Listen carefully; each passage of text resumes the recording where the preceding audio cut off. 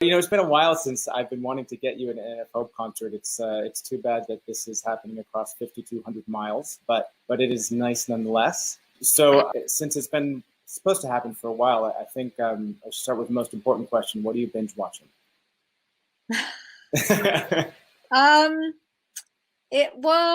that's a tricky question because I don't binge watch. I mostly just watch documentaries, and so I mean, if a documentary comes in the form, like there was a fantastic OJ doc a few years ago. Hmm. If a doc comes in the form of many episodes, then I'm likely to watch more than I should for my own good. My boyfriend's favorite series used to be The Sopranos, and I'd never watched it because, well, for part of that, I was very busy doing my own TV show, and I just never got around to it. And so we've been watching slowly, very, very slowly, starting with episode 1 of The Sopranos, and watching that. That'll take you a while. Yeah, And if we may be in lockdown a while. Yeah, so you actually have 3 kids at home, right? I do have 3 kids. Yeah. They're not with me at the minute. So you haven't gotten to experience the joy of that promotion from mom to school teacher? No, I haven't. But both of my kids are vulnerable, and so they are with their dad at the minute. So I Skype them and very connected to them. So you haven't had the joy of having to relearn elementary math. That's nice for you. Yeah. Have you actually picked up any hobbies along the way in this time in the quarantine? No, I have been with my daughter, and we have decided to paint walls. That's kind of what we have done together, is change wall colors. And the hobby of cleaning as well, which was never a big hobby of mine in the past. What No. seems to have become, I've made very good friends with a new Hoover. I don't think I've ever been excited by enough plants before in my life, but that's the kind of thing that happens when you're locked indoors all the Yes, time. a sign of the times, Yeah. absolutely. But at least everybody, wherever they may be, everybody's been healthy. Yes. That's good. Yes. By the grace of God. So let's move on to work. Work has been redefined for so many, and a lot have the luxury of working from home, obviously, as performers, and certainly in the production side, you don't always have that luxury. So has this quarantine affected production for things like The Oh, Crown or yes, for yes. Sex No, well, Education? not so much The Crown. The Crown was only about 2 weeks out. They Okay. lost about 2 weeks. Sex Education was meant to start shooting last month, Hmm. and so that's on hold until whenever. There are a couple of other things that I was attached to that have been pushed. Not quite sure when Right. till, but yeah, so everything ultimately ground to a halt. And it's Yes. hard to know, how, things will come back together again, because so much of production relies on people, lots of people being in small spaces for long periods of time. And even if one were to narrow it down to um, doing exterior scenes majoritively, and actors could potentially, dress themselves and adjust their own wardrobe and stuff. You do have the issue of hair makeup, which, Right. if you're someone like me, I'm so useless. Anything to do with a hair dryer, let alone a straightener, let alone, makeup brushes, that and I'm willing to try it, but I guarantee that my character in Sex Education will look very little like she did in the first couple seasons. So has this quarantine opened up opportunities for projects that sort of nobody ever thought about?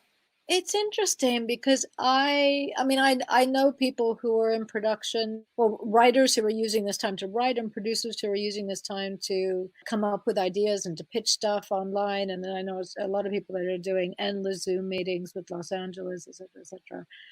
I have not gotten through one script. I have tried really hard. I can't seem to read books. It's a really, really weird time. It feels like unless if I knew that there was an actual date, if I had lines to memorize, then I'd be working on those lines. But for some reason, just an idea of something that may be happening at some point in the distant future is, I find it really hard to actually work on that. So everything that I do spend my time with is related to something that's based in reality, working towards something, learning about things, studying things, listening to podcasts while I paint walls, that kind of stuff. And I don't seem to be able to put my mind into anything that feels, it is in a fantasy world of some kind or is not based in fact. So you've had time to sort of not be in production. So let's talk about some of the stuff you've done in the last year. So you've actually been involved in great projects.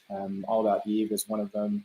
Do you have kind of a favorite that you look back on and that sort of inspires you to jump back in as soon as you can? Well, I think what was extraordinary in this last year for me was that um, it was diverse from, in the nature of the things that I was doing, and the fact that I had an opportunity to play a character like Margot Channing in the West End, in the same year as playing Jean Milburn in a Netflix series, in the same year as playing Margaret Thatcher in The Crown. That's such a range of opportunity that I don't feel like has happened in my career necessarily before, just in terms of the broad scope of different kinds of characters. So it's not just necessarily the one, it's, the chance to do three very different things within a period of time, which is, I've been really, really lucky that way. That's a feast for an actor to get to jump from one extreme to another like that. Yeah. You actually have a very personal connection to NF. Want to tell us a little bit about that? Well, I was an only child until I was 13, and my brother Aaron was born then, and my sister Zoe was born 3 years later. When Aaron was 3, he was diagnosed with NF.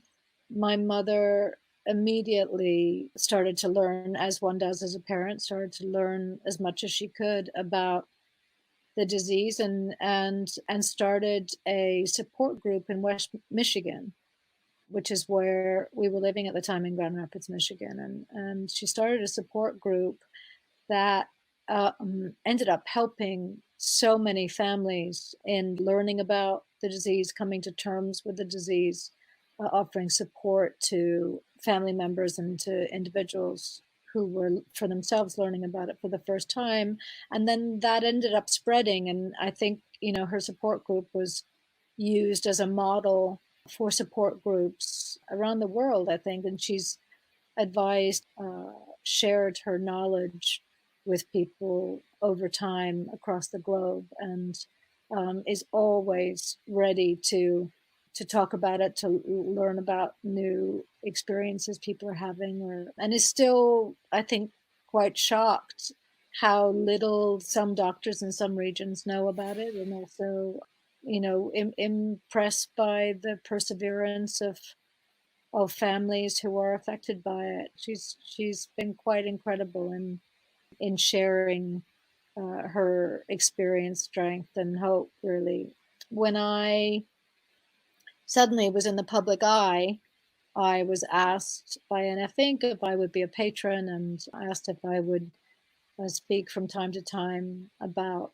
NF, and also have over the years raised funds from time to time through auctions or encouraging fans to donate to various NF related charities. And my brother Aaron passed from a potentially NF related brain tumor a few years ago at age 30. He, was very involved himself in raising awareness and, participating in walks to raise funds. I think was incredibly grateful to anybody and everybody who was involved in both raising awareness funds and the scientists who continue to do research for the benefit of those with NF. It's been a big part of our family's life for a very long time, for what, 35 years or so. Yeah, well, I mean, my daughter is my inspiration, so I certainly understand having a child inspire someone like your mom to do great things. Your mom has actually inspired me along the way. So it's nice to sort of come full circle and get you on talking about this. Well, Gillian, thank you so much. It's been such a pleasure. Same here. I'm going to sign off, and hopefully Yep. one of these days we'll get you in person at one of these events. Yes. The NFO concert would love to have you, and wishing you all the best. Thank you very much. Pleasure to talk to you, Jeff. And good luck. Have fun. Have fun at the concert. Thank you.